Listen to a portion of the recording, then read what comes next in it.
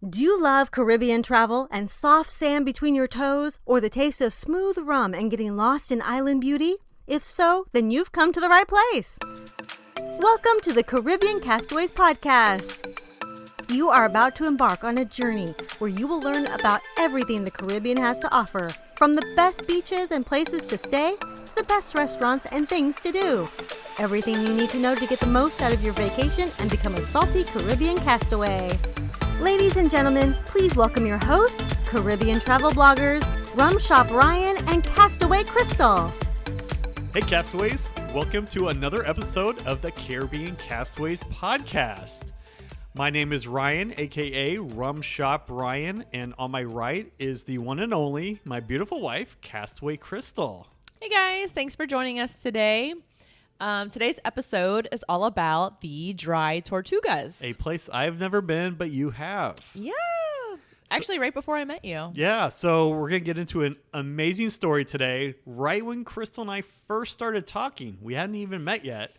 You were sending me pictures of your adventures in Key West and the Dry Tortugas. Yeah. And I was like super jealous, but like I knew you were a island girl. Adventurous lady. I wanted to find out more. So that definitely, helped out. But that's what we're talking about today, guys, the Dry Tortugas. So if you haven't been, we're going to tell you all about it, why you should go, and what you can do once you get there. And before we get started with the Dry Tortugas, guys, I want to tell you quickly about the travel resource section on CaribbeanCastaways.com. So we put together this special page for you guys to help plan your trips. So we go through a whole bunch of different processes to help us save money when we're booking travel, be it through hotels and airlines and tours and a whole bunch of different things. And we found out the best companies to help you guys save the most money. So definitely check out the travel resource section on CaribbeanCastaways.com. You can find that on the top nav bar under resources. So definitely check that out. So the other thing we normally mention is the Salty Summary newsletter. So hopefully you guys have already joined that by now. On Facebook, we also have a Be a Caribbean Castaways group. So while we do have the Facebook page, the group seems to be getting a lot more engagement. You're able to share your stories and photos and things like that. So definitely go onto Facebook and check out Be a Caribbean Castaway. Right. It's more of a community. And like Ryan said, you can post your own vacation pictures and share what you love about the Caribbean or what you're looking forward to most, and just kind of start a bond with other Caribbean castaways and share your love of the islands. Yeah, share information and tips. It's a lot more engaging than the Facebook page is. And Facebook's been really pushing groups out. So definitely go check that out. And we would love to see you guys on there. Be a Caribbean Castaway group on Facebook. Yeah, we'll love to see you guys there. That's right. So let's get into the Dry Tortugas. Yes. So where do we start? So what does Dry Tortugas even mean, Castaway Crystal? So fun fact. I love fun facts. So Tortugas means turtle in Spanish, and Ponce de Leon himself caught over 100 sea turtles during his time on the island. Was it 100 or 101? He said 100. But anyways. So Tortugas, turtles, there was turtles everywhere around this island, and then dry became part of the name because there's no fresh water around the area. So that was a way to warn other sailors, other boaters that they're not going to fresh water there, but Dry Tortugas, you're going to find some turtles, which they probably ate a lot of. I would not eat them, and I'm against that, but I guess back in the day that was okay. I don't know. Turtle stew, I hear, is pretty good. I'm not against it. They're so cute, though. They are pretty cute. But that's how the Dry Tortugas got their name. There's no fresh water, and there is an abundance of very friendly sea turtles there. But, the Dry Tortugas, where are they? So a lot of people think that the Florida Keys stop in Key West. The beautiful US 1 highway that you can take all the way down the East Coast, down through Florida, ends in the amazing town of Key West, one of our favorite places, yes. But the Keys don't stop in Key West. Nope. The road may stop, but the Keys keep going. So if you continue west, 70 miles. 70 miles west of Key West. You'll find the Dry Tortugas. In Yes. between there, you'll find a couple little other islands, Boca Grande and the Marquesas and things like that. Some really good fishing spots. But the Dry Tortugas are 70 miles west of Key West, and that's the end of the road as far as the Florida Keys go. Right. And you can get there by a ferry Yep. called Yankee Freedom 3 Yep. or by seaplane. Yes. And me personally, when I went on my trip in 2015, again, this was right before or right when about Ryan and I started talking. Ryan, I didn't even know you. Yeah, we didn't meet yet. We were talking. Actually, if you don't know our story yet, we met on Plenty of Fish. Yeah, Plenty of Fish, which is a dating website. It's not the hookup app. I don't think. No, I don't know. Some people said it was a hookup app. Anyways, shoot. I was pretty adamant about what I wanted. But yeah, so Ryan and I met on a website and we were starting to chat and text. So we haven't met in person yet. So while I was on this trip in Key West with a girlfriend, I was sending him pictures of the Dry Tortugas and kind of like what we were doing and all those fun things. Yeah, I mean, she was down in the Keys, and I don't know what I was doing. I think I was golfing with some buddies, and I was like, man, this girl she's down in the Keys. I've never been to the Dry Tortugas. Why am I not there? Why am I not there with this beautiful girl? I got to meet her. And then shortly after you got back, I think we went out. We did like a week date. later we met. But I got to tell you, the Dry Tortugas is an awesome place to visit, and we're going to tell you why. But also, a heads up, like when you come down to the Keys, to Key West, everybody thinks, party town, bar hop on Duval Street, but there's so much more to explore. And like we said, it's 70 miles west of Key West is this amazing island where Fort Jefferson sits. It's a national park. It's a national park. We love national parks. So Fort Jefferson is definitely the main attraction of the Dry Tortugas. But before we get in the nuts and bolts of the Dry Tortugas in Fort Jefferson, how do you get there? Yes. So there are basically two main ways to get there, but you can also get there, by your own private boat, of course, if you can make the 70 miles west. But the two main ways, so you've been on one, and the other one I definitely want to go on. By seaplane. Seaplane. Would be awesome. That's right. So there's the Yankee Freedom 3, which is what Crystal mentioned earlier, and then there's by seaplane. So those are the two main ways to get out to the Dry Tortugas. The Yankee Freedom. So, and you can tell the story of your personal story on there, but I do know that it's 110 feet long, and it takes about 2.5 hours to get out there. It holds about 250 people, and it has a bar on board, nice comfortable seats. It has a air-conditioned, main deck. So it's a nice, big, comfortable ferry boat that will, get you out there. So how was your experience on the Yankee Freedom? It was a great experience. I felt like it was a smooth ride. And you're just kind of out in the open waters, and then all of a sudden you just see the fort in the distance, and it just gets closer and closer and closer, and you're getting excited, and you can't wait to get there and, get off boat and explore. But it's a great ride. And then on top of your fees, I don't know if I'm getting ahead of myself, but on top of your fees with the Yankee Freedom, they provide lunch for you.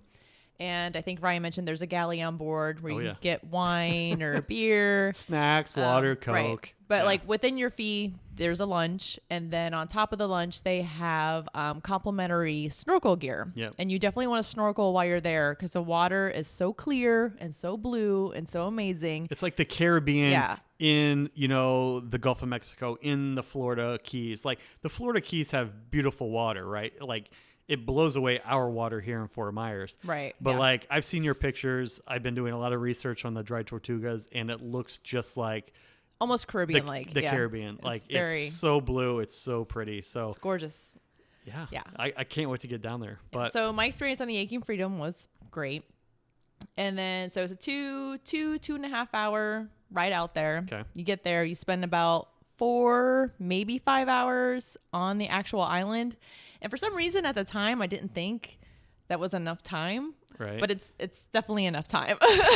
Were you ready to get back on the boat and go back? I guess, but it was perfect. It was perfect timing. It wasn't like, okay, I'm done, I'm ready to go home. It was just it was the most perfect timing of day. It's an exhausting day because you're in the sun all day and you're exploring and you're, outside and walking, but it it was the perfect timing. And then, of course, 2 hours back, and then you're home by like 7 o'clock, at 6 or 7 o'clock, I think. I've seen, so the Key West Express, how we usually get down to Key West, the Key West Express is usually leaving Key West when the Yankee Freedom, it's coming in. Because they share the dock, when the Yankee Freedom's coming back.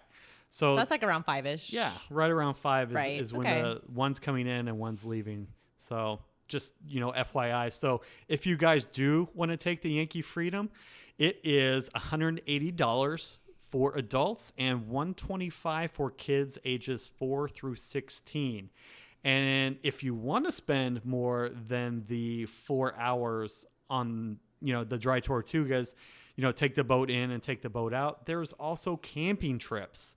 So I so want to do this. Like, I can't imagine, like, it just blows my mind, like, to spend the night there underneath, a bazillion stars, because there's absolutely no light, a sleeping bag, a cooler, some snacks, and then the next day or the next day after that, the boat comes and takes you back. But if you do want to camp, the Yankee Freedom will take you out there, and they charge $200 for adults and $145 for kids as well. Right. And keep in mind, if you want to camp there, there's no electricity. Nope. You're 70 miles away from civilization in the middle of the Gulf of Mexico. Sounds like paradise to me.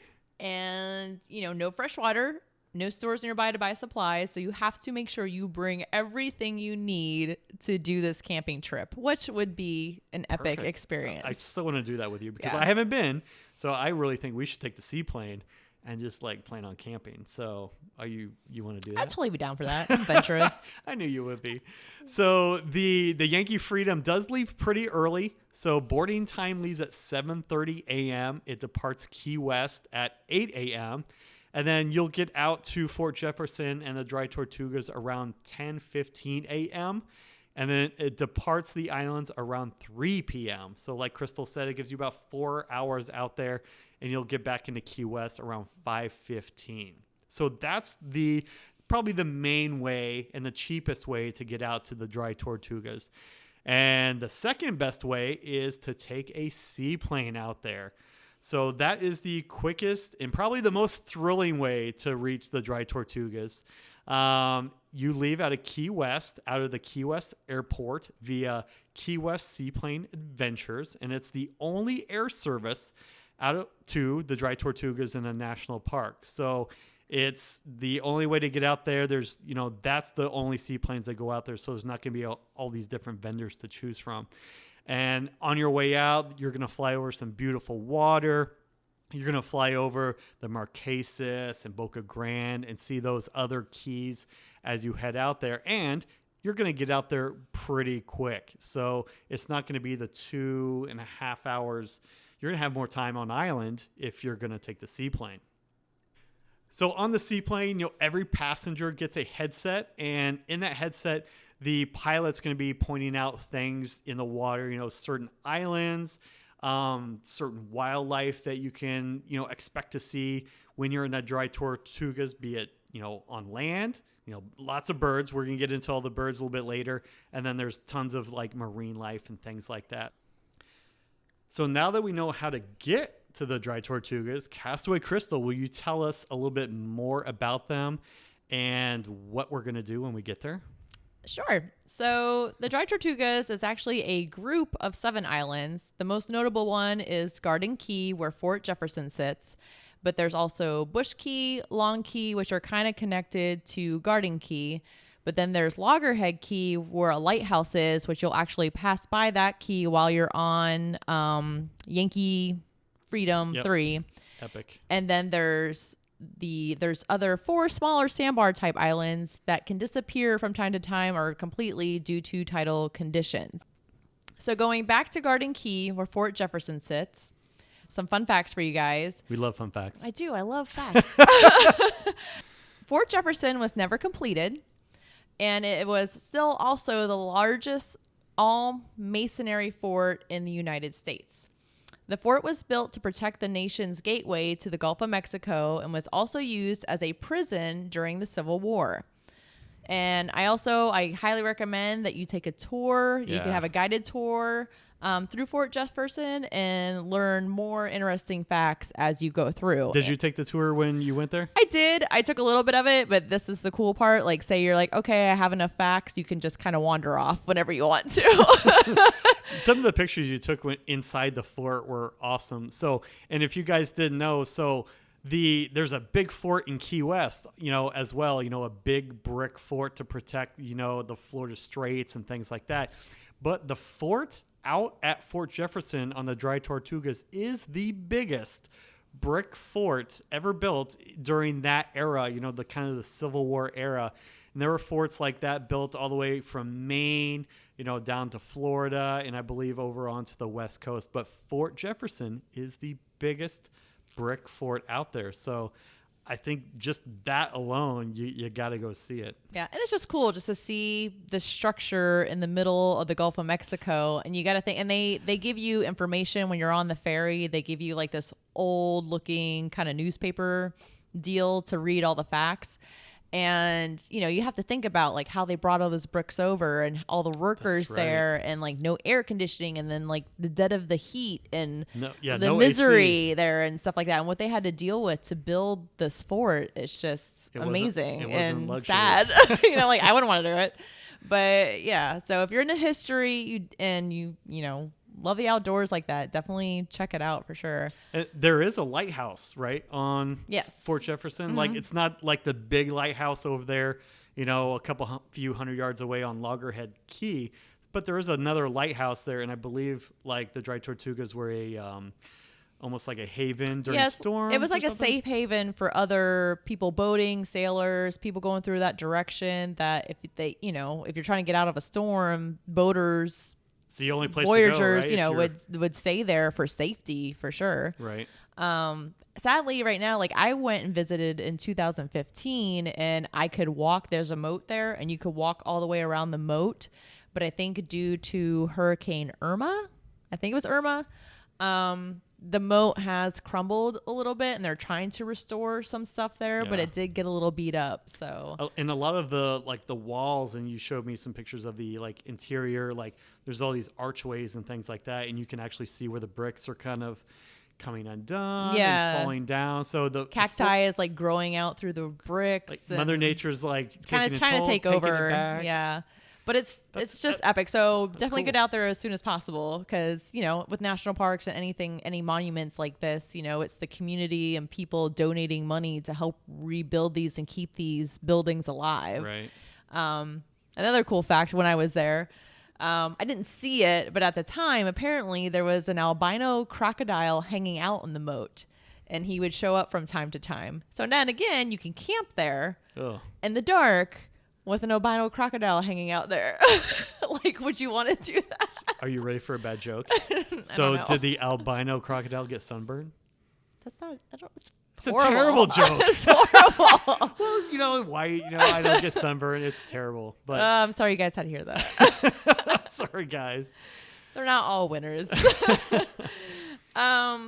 But yeah, so there's a lot there. I'm sorry we kind of lost train of thought, but I mean, it's definitely a cool place to see for that. So Fort Jefferson is like the main attraction there, but there are some other things to do when you go out to the Dry Tortugas, and one of them is definitely probably right up your alley, and it's all about animals and birds. Bird watching. So if you didn't know, I'm going to give her a little plug here. Castaway Crystal also has a Instagram channel called Crystal's Critters. So at Crystal's Critters on Instagram. And she is a huge nature lover, animal lover. And because the Dry Tortugas are basically a stopover for migrating birds and like dozens of different bird species, she showed me these pictures, and there's just thousands and probably more than thousands of birds in the air. And that's definitely a reason you should go out there. It's definitely a sight to see. Mm-hmm. Yeah, it's like something out of a Hitchcock movie, just seeing all these frigates and birds like just flying everywhere. And they're, if you're looking when you get on the boat, if you go to the right, there's Bush Key and Long Key, and all the birds are hanging out on Long Key. And during nesting season, there is a sign that says, you can't cross over there, for their protection. But if you have binoculars, if you have a good zoom lens, you can get some pretty cool pictures. Back then, I only had a 200 millimeter lens, but now I have a 150 to 600 millimeter lens, and I could probably get some great shots of them now. I think that's just another reason why we should go out there. Yeah. So that's just awesome that, there's bird sightings in the middle, again, of the ocean, 70 miles away from land. And Epic. This is their stopping point from South America to the United States. So that's definitely a sight to see. That's crazy. Like, I don't know how birds do that. Like, you're in the middle of the ocean, this little spit of sand, in the middle of nowhere, and the bird's like, I'm going to stop here every single year. Like, how do they know that? I know. It's crazy. And only 7 species of birds nest on Bush and Long Key full time, but there have been records of almost 300 different species spotted during the seasonal migrations. Oh, that is a fun fact. I love facts. I am so full of facts, guys. Thank you, Castaway Crystal. No, that's so cool.